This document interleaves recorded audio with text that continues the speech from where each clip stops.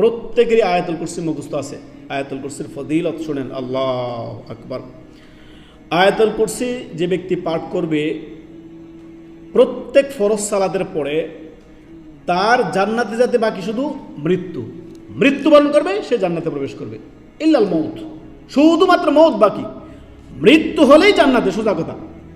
অতএব প্রত্যেক ফরজ সালাতের পরে আপনি অবশ্যই আয়াতুল কুরসি পাঠ করবেন। আয়াতুল কুরসি হচ্ছে এমন একটি আয়াত যাতে রয়েছে তাওহীদের শিক্ষা। কিসের শিক্ষা? তাওহীদের শিক্ষা। যাতে রয়েছে ইখলাস, নিষ্ঠার শিক্ষা। যাতে রয়েছে আল্লাহর ইসমে আজম, চমৎকার সুন্দর সুন্দর গুণবাচক নাম।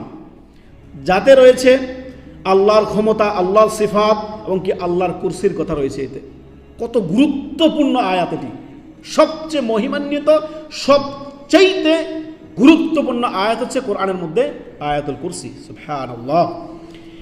এই মর্মে আপনার আবু উমামা রাদিয়াল্লাহু তাআলা আনহু থেকে বর্ণিত, তিনি বলেন, নবী সাল্লাল্লাহু আলাইহি সাল্লাম বলেন যে ব্যক্তি প্রত্যেক ফরজ সালাতের পরে আপনার পাঠ করবে আল্লাহু লা ইলাহা ইল্লা হুয়াল হাইয়ুল কাইয়্যুম লা তাখুযুহু সিনাতু ওয়ালা নাওম লাহু মা ফিস সামাওয়াতি ওয়া মা ফিল আরদ মান যাল্লাযী ইয়াশফা'ু ইনদাহু ইল্লা বিইذনিহি ইয়া'লামু মা বাইনা আইদিহিম ওয়া মা খালফাহুম ওয়া লা ইউহীতুনা বিশাইইন মিন ইলমিহি ইল্লা বিমা শা ওয়াসি'a কুরসিয়্যুহু আস-সামাওয়াতি ওয়াল আরদ ওয়া লা ইয়াউদু হিফযুহুমা ওয়া হুয়াল আলিয়্যুল আযীম।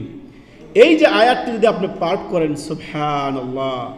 আবু উমামা রাদিয়াল্লাহু তাআলা আনহু থেকে বর্ণিত, আপনার সহিহ ইবনে হিব্বানে, নাসাইতে এবং কি শেখ আলবানী সিলসিলাতুস সহিহার মধ্যে হাদিসটিকে সহিহ বলেছেন। আবু উমামা রাদিয়াল্লাহু তাআলা আনহু থেকে বর্ণিত, নবী সাল্লাল্লাহু আলাইহি সাল্লাম বলেন, যে ব্যক্তি প্রত্যেক ফরজ সালাতের পরে আয়াতুল কুরসি সূরাতুল বাকারার 255 নম্বর আয়াত, কত নম্বর?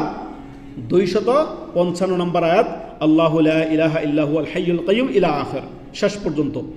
যে ব্যক্তি প্রত্যেক ফরজ সালাতের পরে এই আয়াতুল কুরসি পাঠ করবে, তার আপনার জান্নাতে যেতে বাকি থাকবে শুধুমাত্র মউত, ইল্লাল মউত, শুধুমাত্র মউত। প্রত্যেক ফরজ সালাতের পরে যদি আপনি আয়াতুল কুরসি পাঠ করেন, এর ফজিলত, সুবহানাল্লাহ, আল্লাহু আকবার। প্রত্যেকেরই আয়াতটি মুখস্থ আছে। অতএব প্রত্যেকেই এই আয়াতটি আজকে থেকে আপনারা আমলে অভ্যস্ত পরিণত করবেন, যে প্রত্যেক ফরজ সালাতের পরে আপনি আয়াতুল কুরসি পাঠ করবেন। এতে জান্নাতে যেতে বাকি শুধু মউত, মরলে জান্নাত। সুবহানাল্লাহ, সুবহানাল্লাহি ওয়া বিহামদিহি। এবার আরেকটি হাদিস